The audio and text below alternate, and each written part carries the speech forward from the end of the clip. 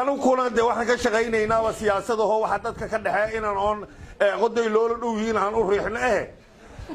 anu ku hadda dekreeto wax ku magacaabimayno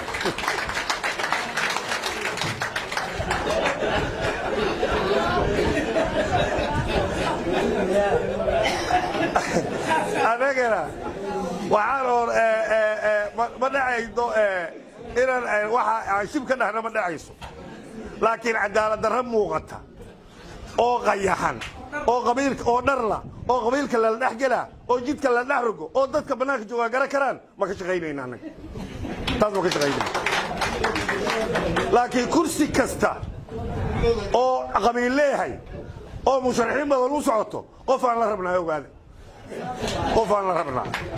haddaan ilaahay agtiis looga diidinna qofkan u rabna inaan geynaan rabnaa marka in intaas lagala shaqeeyana waa rabnaa kursi qabiilleena qabiil kale ma sii doono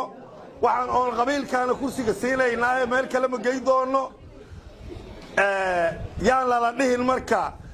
haddii aan ama gabar aan siino kursiga qabiilka ka mida ama wiil qabiilka ka mida kursiga aan siino kursigii cadaalad darra lagu sameeyo waa la boobay yaan la dhihin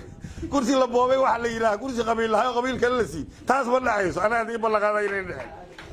oo cidda kursiga ka dhaxbaxay laakiin anaga qof aan kursiga la rabnaa dad kale anaga u madax la mana dhihi karo kursi dawlo anaga madax ka nahay qabiilka xagga ku soo farafareynaahe qabiilka ka soo shaqeynaa waxa soo jira yaa lagu lugu waxa